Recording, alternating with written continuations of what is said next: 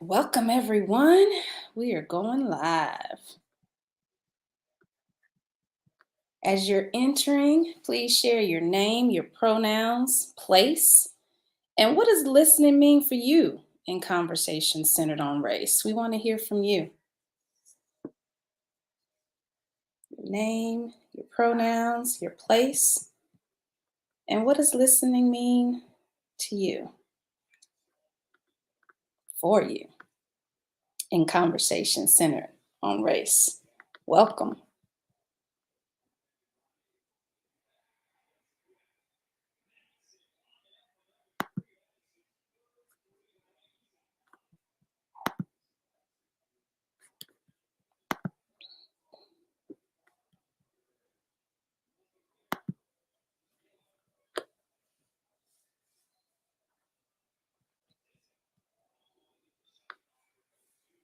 Welcome. Thank you for joining us. We're just getting started. Let us know who's here. Share your name, your pronouns, your place, and what does listening mean for you in conversations centered on race?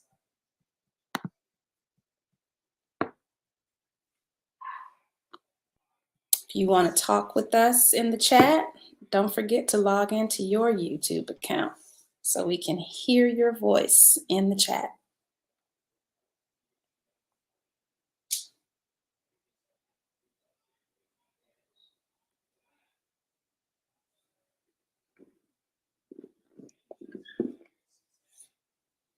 Welcome. Dr. Green will be back in a moment.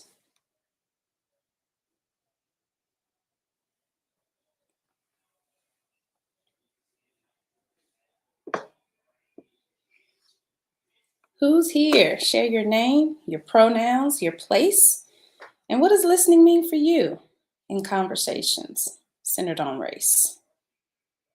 Welcome to Anti-Racist Leader Live.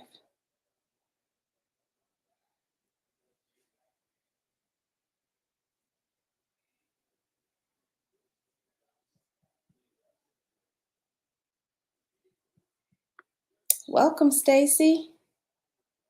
Genuine curiosity and love. Thank you. Thanks for being here. There he is. He's back. Let's get this party started, y'all. Let's get it started. Is this mic on? Testing, testing. Yes. Who's here?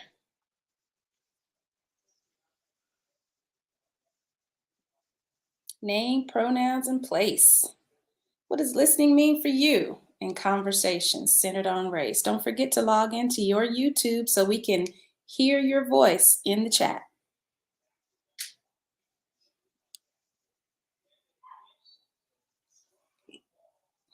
Gonna get started in a few minutes. Welcome.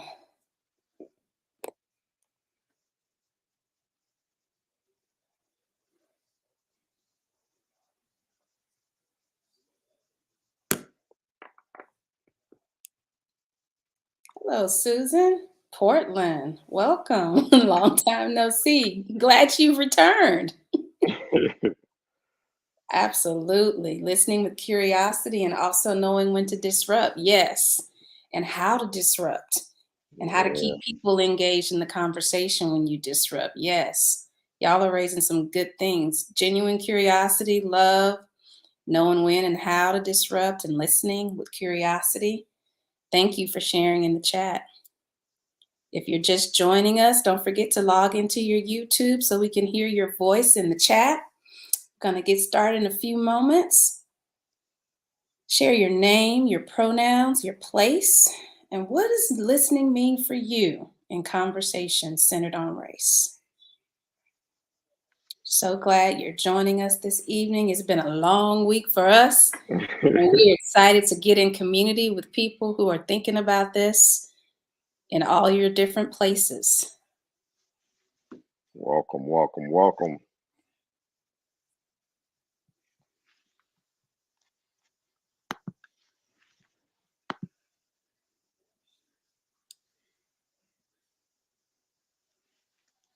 Let us know who's here.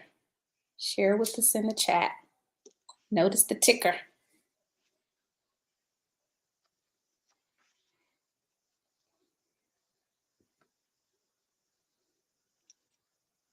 Welcome, welcome, welcome. So glad you all are back again.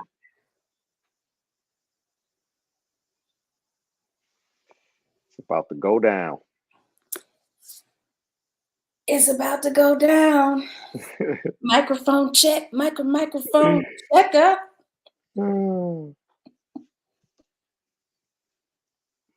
want to go ahead and get started, Dr. Green? Tell them who we are. Yeah, let's get started. So welcome everyone to this conversation. I am Dr. Angela Ward, and I'm here with my co-conspirator, Dr. Terrence Green. And we're gonna start off by sharing collective space with you and talking about what listening means for us in conversations centered on race. You want to start us off, Dr. Green?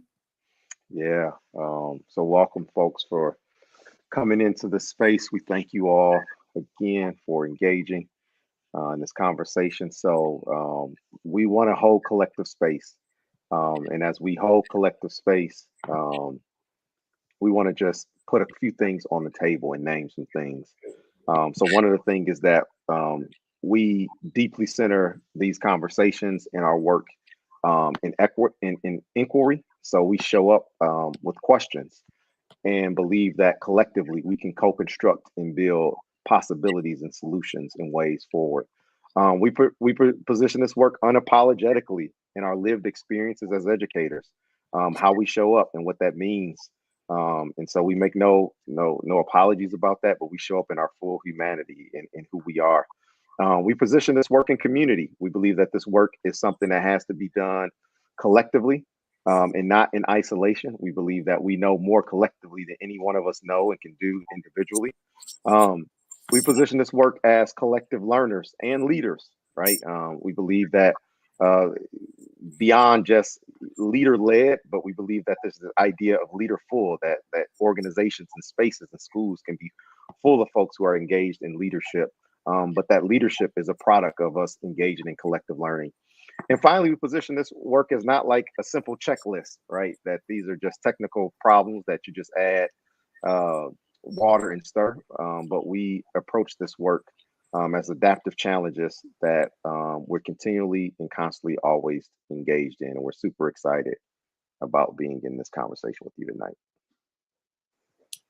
Thank you, Dr. Green. And we always want to make sure that when we're having this conversation, we are focused on the fact that, one, listening in these conversations is thinking about the fact that we show up in certain ways. And as Dr. Green said, we center this work in inquiry. And we also center this work in an acknowledgement of the stolen lands that we each reside on.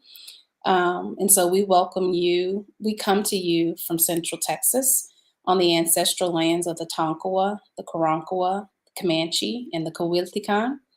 And as anti-racist educators, we recognize that this land acknowledgement is a small step toward redressing the stories and practices that erase Indigenous histories and the presence of Indigenous peoples in our current reality.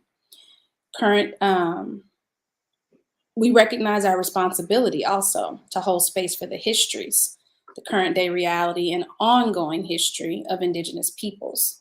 We share this land acknowledgement to urge you to learn more about the Indigenous communities where you live, where you lead, and where you work. And so Dr. Green has set the table for us, and I want to also continue setting the table by sharing our definition of anti-racism. And so this is a definition that I wrote as I was engaging in my studies around race and institutional racism and how to have these types of conversations when we're trying to create space for all voices to be heard, for all people to think about their own perspectives and to bring their own perspectives into conversations. And so we position this in the fact that anti-racism is the purposeful act of actively addressing systemic racism and systemic inequities personally, professionally, and socially. An anti-racist educator is conscious and aware of their personal bias, their worldview, and how they are privileged or marginalized racially. An educator is anti-racist when they actively disrupt systemic racism and inequities from their own sphere of influence, and they partner with other anti-racist educators to enact collective disruption of institutional racism and systemic inequities. And so we hold this dialogue space once a month because it's important to us, one, to continue to build our knowledge base and be in community with people who are trying to have these conversations in community with others. And we really want you, as we're engaging in breaking bread together, that you put ideas in the chat, that you ask us questions in the chat, because this is an open dialogue space. And so I want to also add a quote to our banner to help us think about this. This is a quote to kind of frame our thinking today, this evening. Thinking together in conversation requires spaces between the notes in order to hear the music of collective wisdom. And as Dr. Green and I were talking about this topic, you know, I'm a child of hip hop. I can't help myself. And so music always comes up when I'm thinking about anything, and I'm always making musical connections. And so we're thinking about testing. My first thought was thinking about tests in schools. And as I reflected on it more, I'm like, well, testing, 1, 2, 3. And is this mic on? And what does it mean to listen? And what does it mean to be in space? And what does it mean to hear? And what does it mean to receive when others are giving us information and giving us like the gifts of knowledge of where they are in the world and where they're making sense of the world, right? And so this is a quote that I kind of want us to think about as we're framing this kitchen table conversation this evening. So what's coming up, Doc? Yeah, you even this idea of the mic, you like testing. Um, I think about microphones. I instantly think about amplification. And I think about the people with the microphones are people with a particular type of power because that microphone provides the space and the opportunity to amplify something. And we know that the microphone has to be connected to some power source. So there's power deeply embedded in that. And so when I think about this work of, anti-racist leadership and anti-racism, we have to be very cognizant of the microphones that we have in our sphere of influence and the ways in which we share, we leverage, we collectively use that towards the work of anti-racism, because that is a form of power.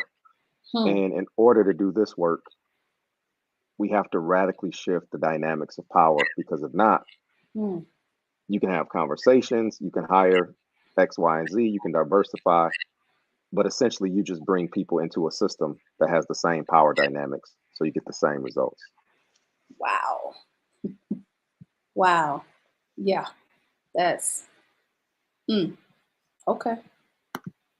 I'm gonna just let that one sit for a minute, because that's, yeah, the power of the mic and who has the mic and who's listened to because of the mic. So the mic can be a metaphor for people. It could be a metaphor for the different identities that we hold, those identities that give us positional power, those identities that give us relational and social power. Yeah, that's a word. So I'm thinking about this one. I think I'll put it on the ticker so we can keep our quote up here. But this is another one that what I was thinking about. I can't make it do a ticker, so I'm gonna just show it for a minute. When we consider the work of anti-racism in education, what do you listen to? Who do you listen to? and why. Mm, mm, And as y'all are continuing to enter, let us know who's here. Share your name, your pronouns, your place. What does listening mean for you in conversations centered on race? yeah, yeah, we'd love to hear your thoughts in the comments, please. Am I reverbing and it's kicking back because it is on my ears? It's not okay. You sound fine, yeah. Okay. What about you, Doc? When you consider the work of anti-racism in education, like what do you listen to, and like who do you listen to, and why? What would you say to this? A lot of the time, I'm listening to, like the quote, the spaces between the notes. I'm often trying Mm, to hear what's not said mm, and what's not expressed because I always take it back to the classroom because there are, when I was teaching, there'd be children who wouldn't speak.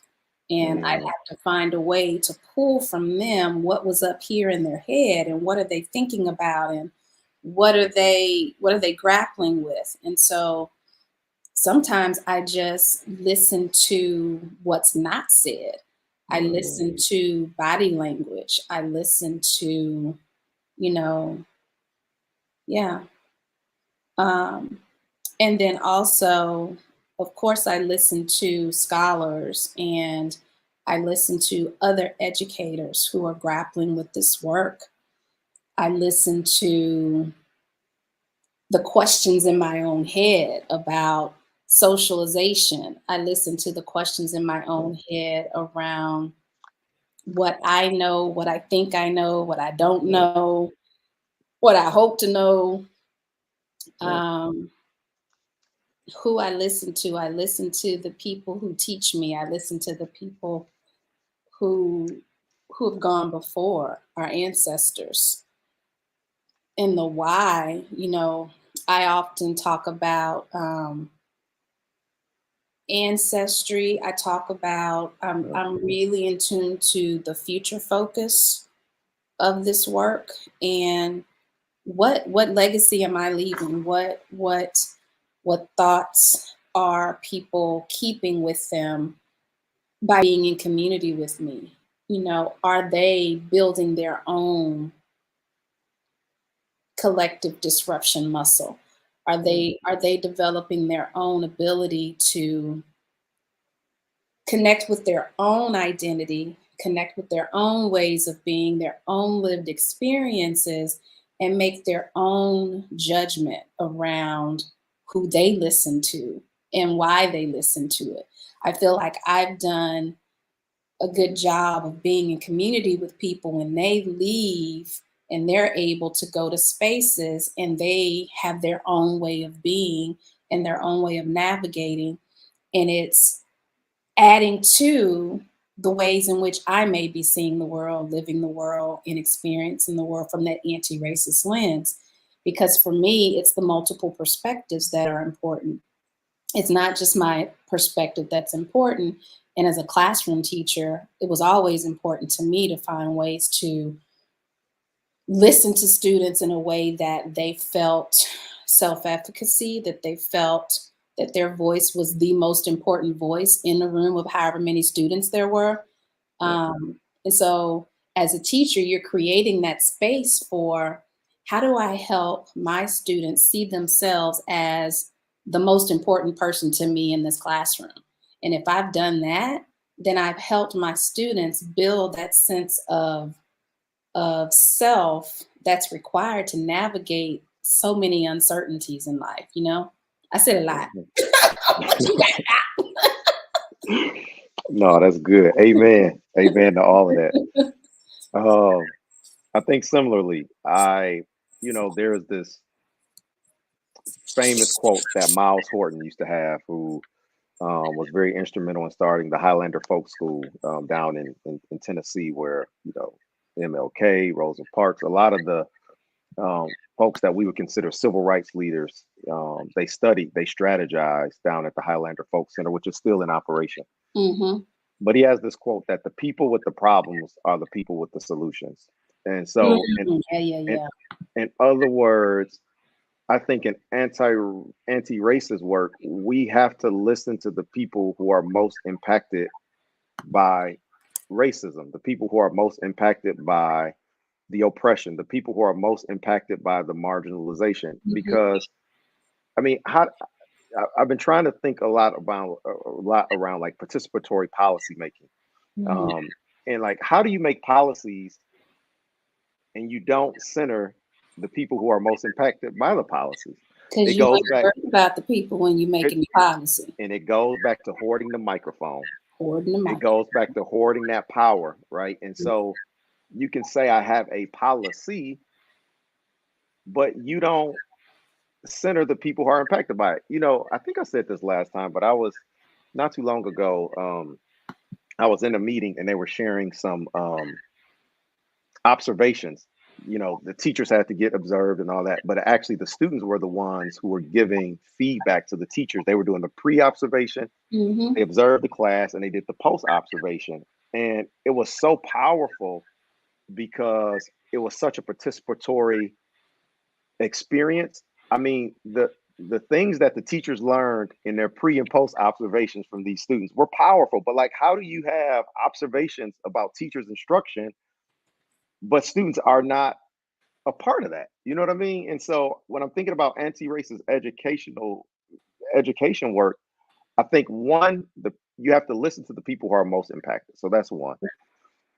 The other thing that comes to mind is I think we have to listen to the contradictions and I try to Mm-hmm. listen to the tensions, Mm. because anybody who say they doing this work and don't face some type of tensions and some seemingly contradictions. I mean, critical theory teaches us the world is rife for contradictions, right? Yes. So I listen to the tensions, I listen to the contradictions, and one of my good friends and colleagues, Dr. Annie Shimaru, talks about how those tensions and contradictions are the pathways or the portals into new possibilities. But oftentimes in anti-racist work, it can be easier or more comfortable Mm-hmm. to disregard the tensions and the contradictions. But I think we lean into those and we enter into those, and we have to be cognizant Mm-hmm. to be listening to those. Is Um, it's hard to lean into contradictions. That's not the easy way. The easy way is to ignore them and act like they're not contradicting. And sometimes it's to just fall in line with the contradiction and not even explore it in any way. mhm. Because the many times we can be implicated in the contradictions, right? Oh, oh, what you mean You by know, that, Doc? What you mean by being implicated? I mean, We not without reproach as anti-racist mm-mm, leaders? Is mm-mm. that what you're saying? No, not when you are working in a system that Mm, has been structured and intentionally designed on exploitation, mm, exclusion, mm, anti-blackness. You know mm. what I mean? Like, So, so so you saying you can't get some of that stank on you? you can, Mm, you can. I mean, mm. I mean, even the most vigilant. And so I think we have to be aware, and we have to. I mean, Yep, for us to really do this work, I mean, yep, because I know we wrestle still. You know what I yep. mean? We still All we right. not like this place like we've arrived, or like, no, No, we said earlier, we position this as learners. I mean, yes. In we are still humility. in humility. Yes. No matter how much we've studied or how much we've worked, how like we are becoming, we've not Mhm, become, right? And mhm, so I think part of it is we have to listen to the tensions and the contradictions, um, and not disregard those. And then we have to listen to the contradictions and the tensions where there is misalignment between what is espoused and what people are saying mm, and what the institutions and organizations and the people are actually doing. And so we have to listen to that gap that mm, exists. I think our good friend Babu Blake says was mhm. the labor. The language of The, equity is not the labor of yeah, equity. there it is. Babu Bobby on the money. Blakes. Babu Blake's on the money. On Yes, the money. Shout yes. out to Babu. Shout out. Um, so yeah, and the other thing, Doc. So I'm thinking in threes tonight. So one is I think we Bring listen it. to the we listen to the people who are most impacted. Yeah. I think two, we listen to the contradictions and the tensions. And then number three, I think we have to listen to the questions. I Mm. think questions are the the the the, the bedrock for possibilities, right? Mhm. Like the Mhm. questions of, Mhm. you know, we've never done that, but then the question becomes like, how might we How develop the might we do capacity? that? Yeah, How yeah. how might we What are the re- possibilities? restructure? Like, how might we like? So we have to listen to the questions, and I believe the root of question is Mm. quest. Like it can send you on a journey, it can send you on some beautiful learning, but we have to listen to the questions, and I think the questions provide the the material by which to build a new possibilities. When we show up not with the same old recycled answers, when we show up with not the same old solutions, when we show up with the And same old And what does it say when we show up with recycled answers? When we say that we are trying to be in community with other people who are grappling with this stuff? What's a recycled answer? What does that look like, sound like, feel like? I think recycled answers sound and feel like inauthenticity, like it's inauthentic, it's disingenuous. Yeah, You know, yeah. you haven't meeting with people, you know, they already got a decision made. You know what I'm saying? But you still want Hmm. to have a meet with me. Let's just get it up. Just, Invite you in to blank check it, right? just, Well, just tell we me. invited Dr. Green in, we invited Dr. Ward in, and so we got the check, right? Uh, So that's what it feels like, and people can feel that. You can like Yeah, you can physiologically, psychologically, and emotionally feel it yeah. when somebody is trying to play you, right? And so I think we have to listen to the questions. I'll stop there. Absolutely. We do have to listen to the questions. Well, here's another one. Should an anti racist leader take the stance of a listener or a hearer? And what's the Mm. difference between a listener and a hearer? Ooh, got to unpack that. I probably made that word up here. I don't Go know if ahead, hearer is a word, but unpack that. What's the difference? a listener or a hearer. Take this ticker off. Um, So for me, when I think about our definition of an anti-racist leader, I'm thinking about purpose. Hmm, And there's a reason behind what you're doing and the why you're doing it. And there's action. And hmm, so active listening means I'm not coming in with preconceived notions. It hmm, means, yes, I recognize as a human person that I walk into a space with my lived experiences. I walk into a space with my knowledge, and my ways of knowing may not be your ways of knowing.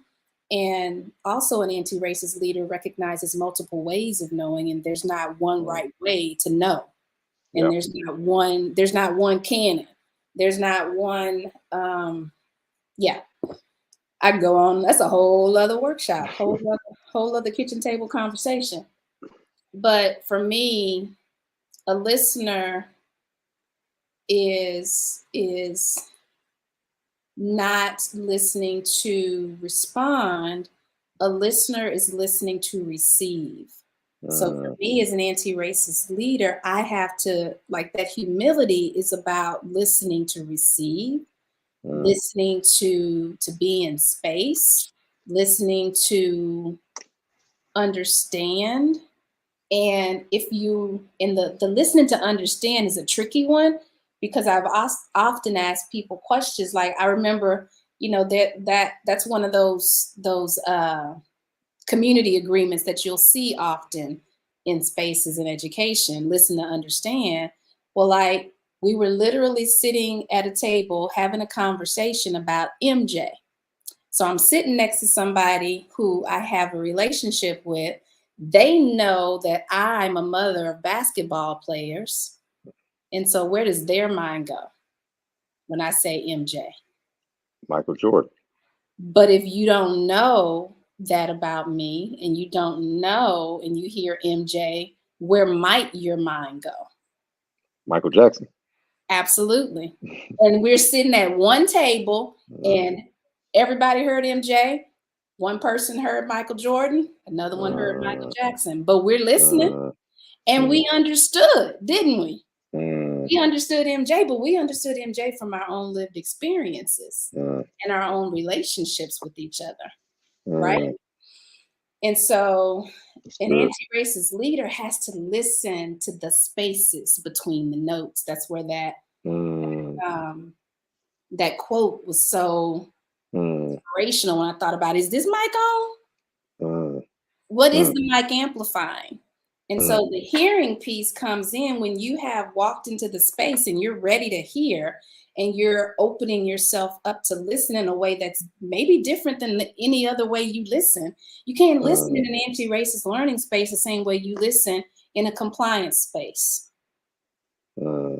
It's a different type of listening. It's a different type of hearing, because when you're hearing as an anti-racist leader, you're hearing, sometimes you're hearing pain. Sometimes you're hearing affirmation. Sometimes you're hearing bias. Sometimes you're hearing, like I tell people sometimes, well, not sometimes, I believe this because it's like my lived experience. I see inequity in 3D. I literally can see it in 3D. It's like nails on a chalkboard. When I see inequity, I want to stop it. I want to eliminate it. I want it to go away because I see it. And I can also see systemically how we got there. And I can see systemically how to keep us from getting there, but I can't do it by myself because the system reproduces itself. The system course corrects, and the system creates more and more reproduction because people continue to come into the system and they assume the position when they come into the system. And assuming the position does not mean disrupting. It does not mean, it definitely doesn't mean collective anything. It means individualistic. It means I'm gonna get mine. I gotta get mine. You gotta get yours, right? That's what the system does. It ain't about us working in community. It ain't UNITY, like our sisters say. Come on now, you dropping them. Oh, my cousin had me on looking at some old school hip hop before I got on the call today, so I got it all in my head.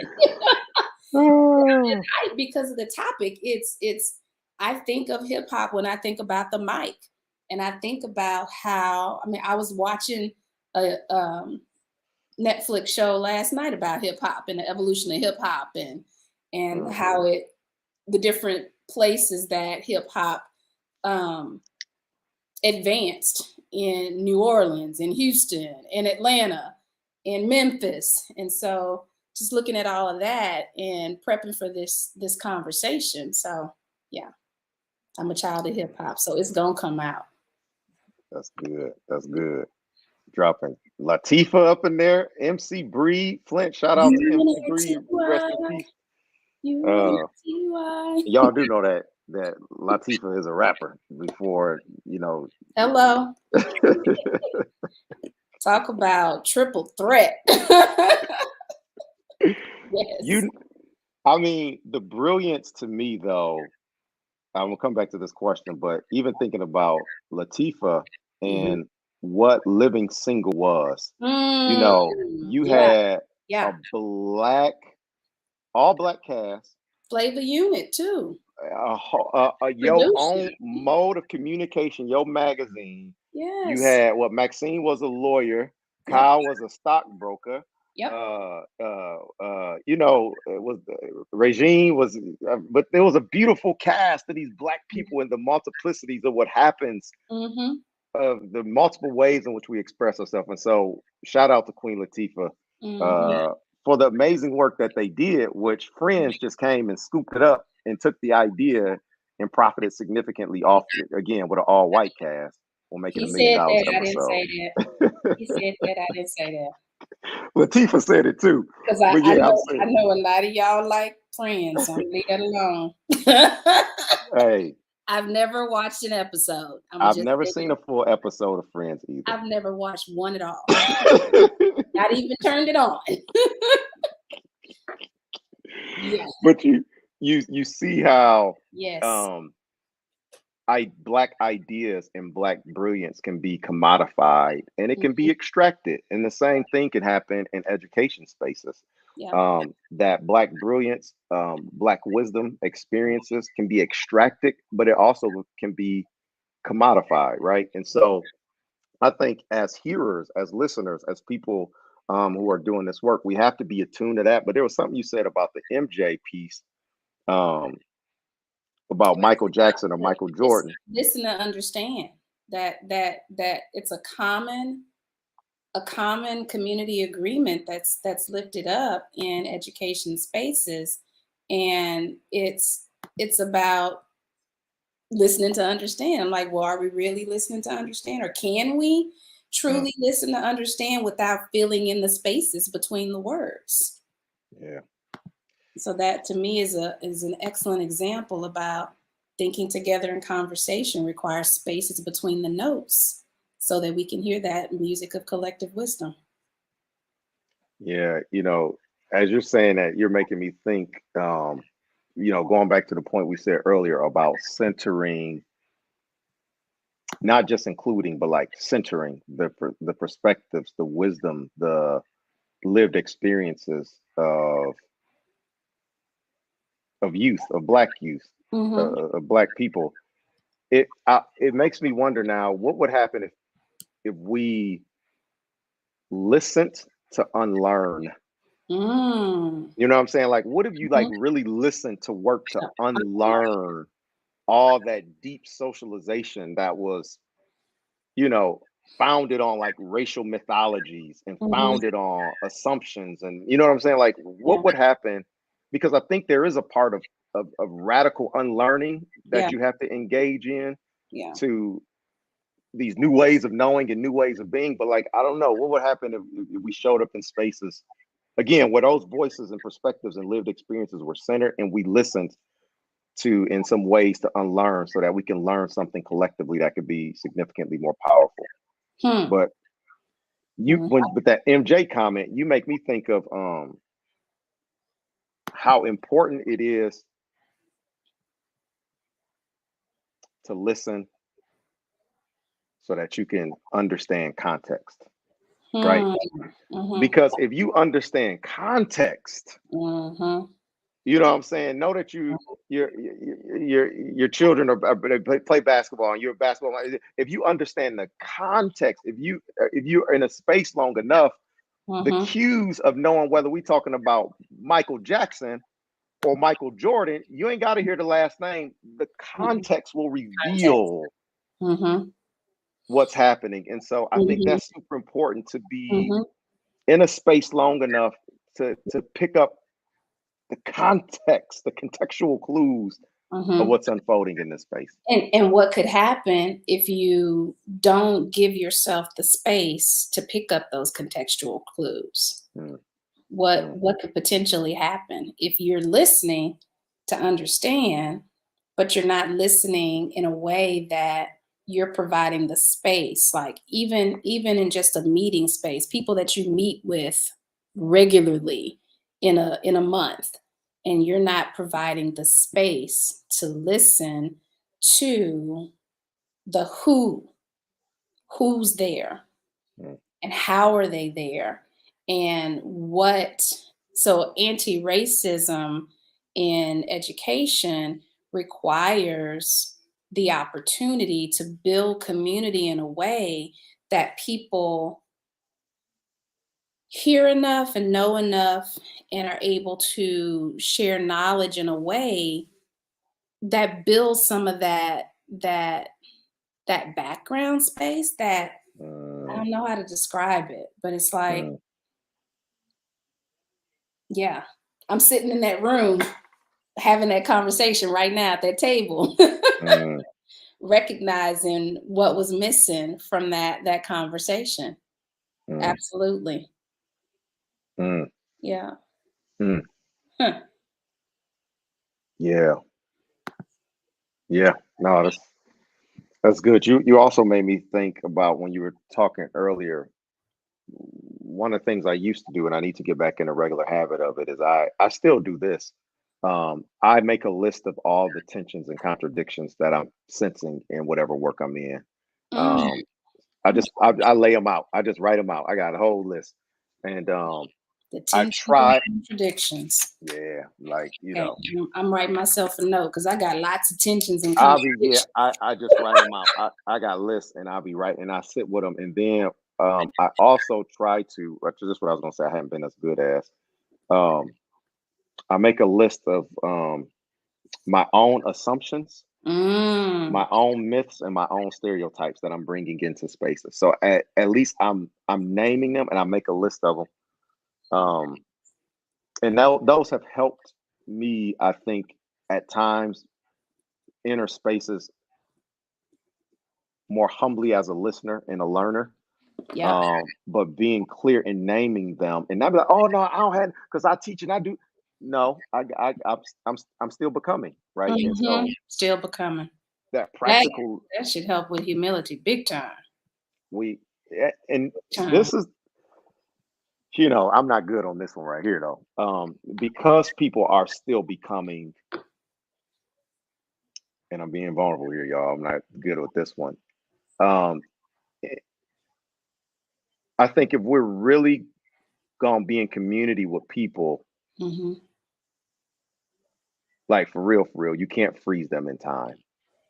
So yeah, like so if people are becoming, Mm-hmm. you you you understand that mishaps and mistakes, like you can't freeze them in that moment. You know what I'm saying? Like you did this, you like, Gotcha. you Gotcha. know what I'm saying? Like you You can't, can't keep receipts yeah, I mean, yeah, like it's like if you in community, you know what I'm if saying? Like you in community. if you really breaking bread with people, you know what I'm Yes. saying? Like at some Yes. point, like, I'm talking about, and again, I'm saying if you in community, this is my disclaimers. If you really breaking You bread in really in community, community. like Absolutely. you can't freeze them like in a past like you got to realize that we're all becoming, and I think Grace. that's where the grace comes in That's grace. and doing this. And But that grace comes from being in community. community, that's what I'm about to say. Everybody Right. don't get grace. Yes. You Yes. gotta earn that. That's it. That mug ain't just given away That's freely. it. That's Yeah. it. That's got to be earned. Oh, that's a word, Yeah. Doc. Yeah. That's a word. So here you go. Keep riffing. How do But see, you prepare to hear? You already started talking about your tensions and contradictions and your assumptions, and I made my list, my own list and stereotypes. And then what makes it hard or difficult to hear, even when you do all of that? Because I know you still run across that. hmm hmm you made me think even with the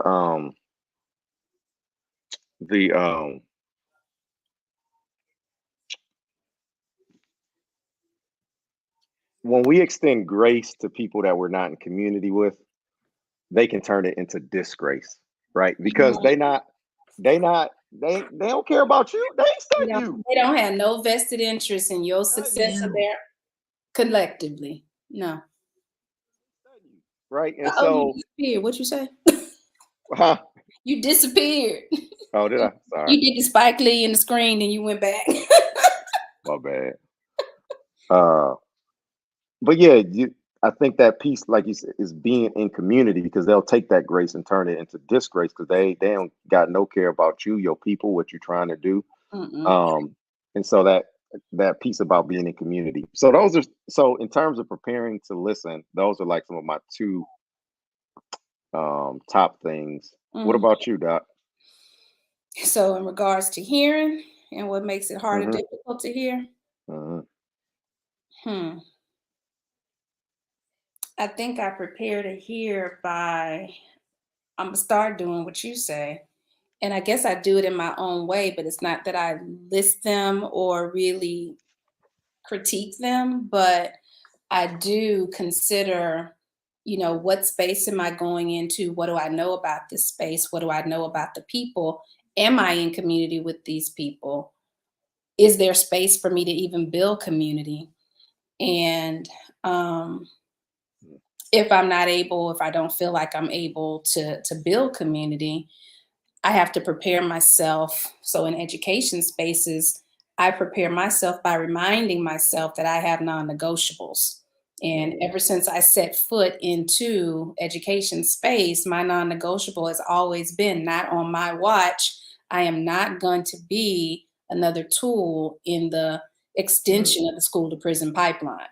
mm, And so I prepare to hear by knowing that my role is to interrupt that wherever I see it, wherever I feel it.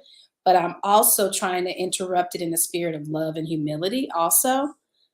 Um, and so, especially when it's in a professional learning space, less so when it's in a we're about to make a major decision for all the children in this school district right now.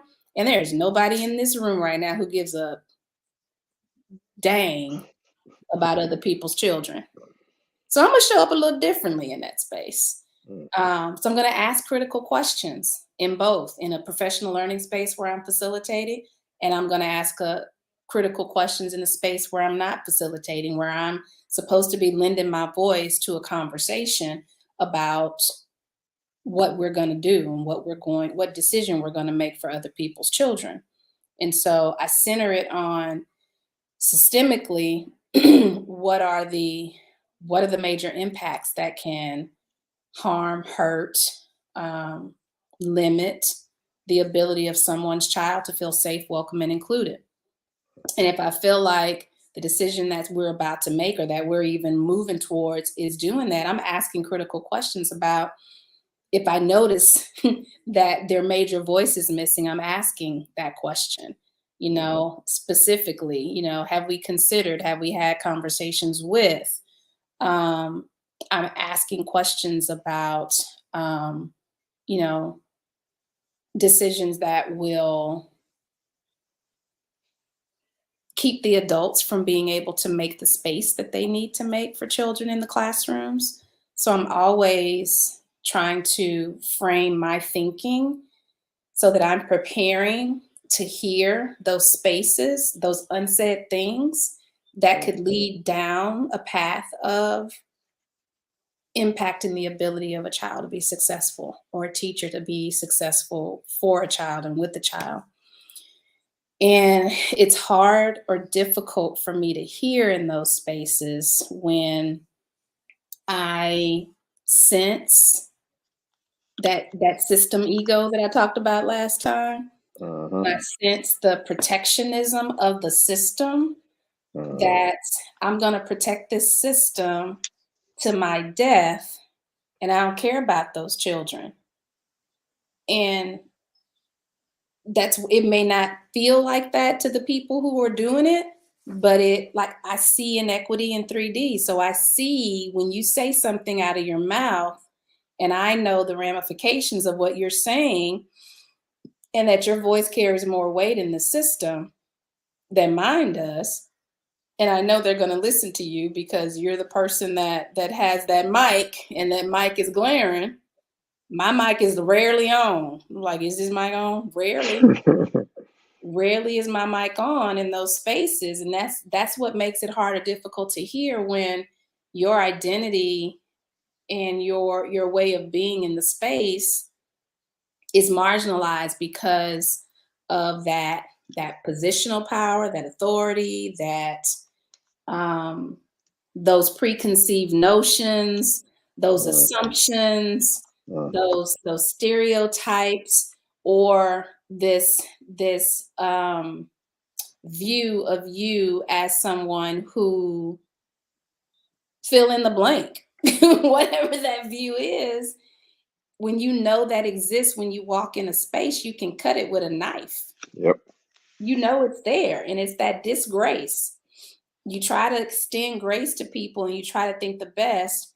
And so it's hard to hear when you know you're already set up for failure in that kind of a space. And as an mhm, anti racist leader operating in a system that is inherently racist, you mhm, know that often you're walking into those spaces where your mic is going to be turned off thrown in the trash. Ain't no batteries nowhere. Ain't nobody listening to you, right? mm, So mm, that's what makes it hard or difficult to hear when you already know that things are stacked against you and the children that you are here to create space for. mm, mm, For me, just talking about mhm, myself, because we at the kitchen table. mhm. Yeah. Whew. Yeah. I mean, in some of them situations, Microphone check, 1, 2. What is this? Yes. yeah. Das effects. Yeah. I mean, Courage in a compliance space. They waking up, Doc. Their mics are on. yeah. I mean, this is why this is why tension and nuance is so important. I mean, Mhm, nuance and complexity. mhm, Um, because I don't have like a universal approach all the time. So as mhm, we think about what makes it difficult for me, like one of the things I hate is like institutional hypocrisy, what you just mm, said before, mhm. saying one thing and doing something else. And Yeah. so there are some spaces that I won't even enter into because I ain't even trying to hear it. You know what I'm saying? I ain't trying to hear Jack. You know what I'm saying? So I'm He not. just saying something?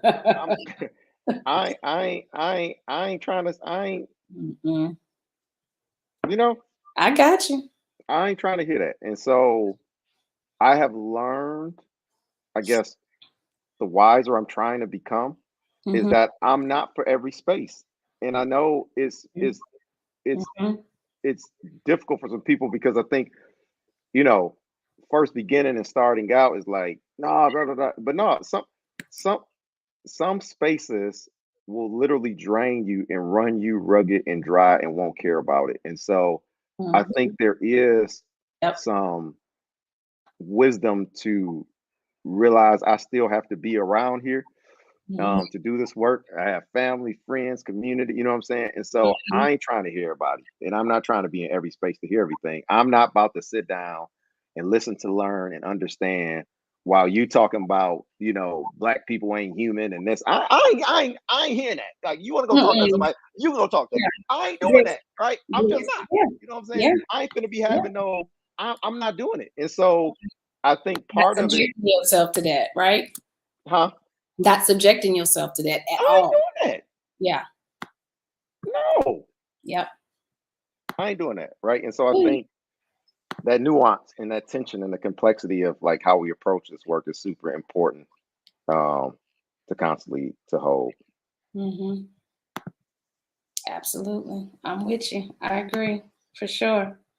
Well, if that's all you got, that's all I got.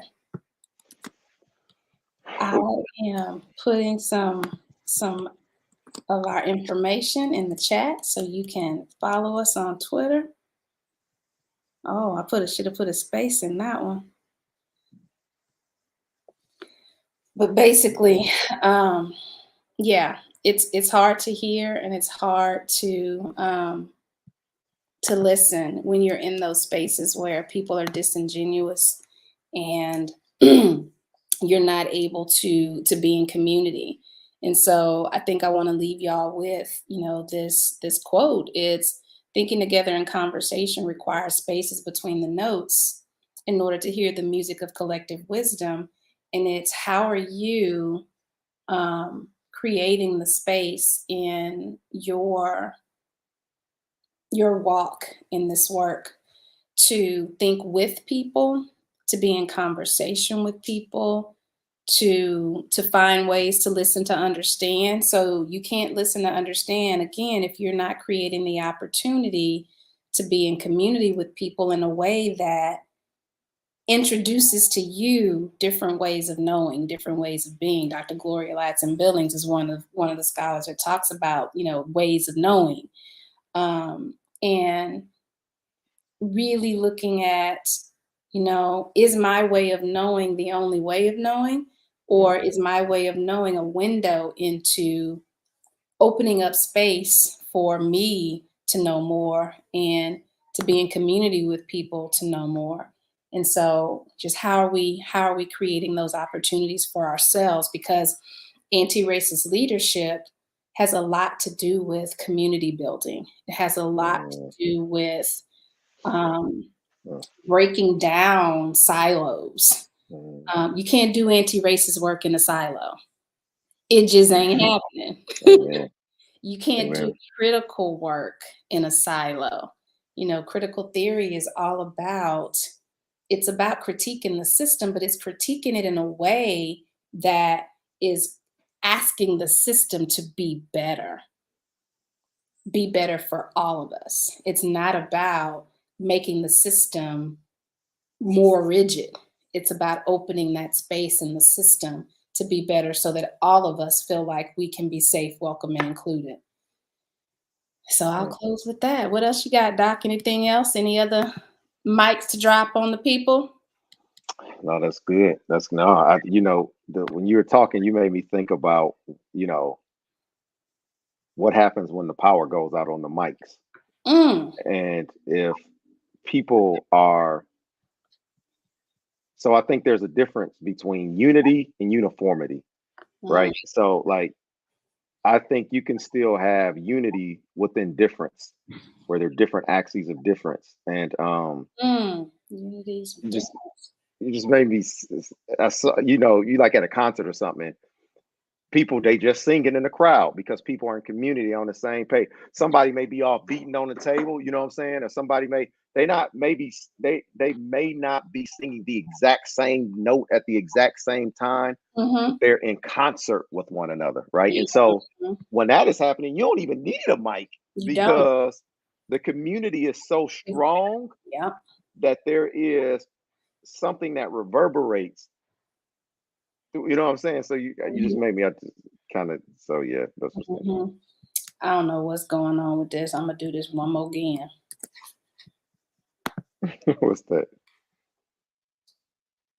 This YouTube thing keeps making stuff flow together. I want to make sure people get your Twitter right. Oh, thank you. It's Thank Terrence you. L. Green. It's not WWW. It's a part of it. Oh, thank you. Well, thank y'all for joining us. Y'all don't have no questions. Y'all ain't been asking. Y'all been quiet tonight. You ain't asking no questions. They just listening to the mic. But we glad y'all showed up, and we will check you again on March 17th. We're gonna extend this topic: testing, testing. Thank you. I'm glad those Yeah. seeds are sprouting, and we'll continue to plant them. Yes. Thank you for being here. March Thank you 17th. all. Testing, testing.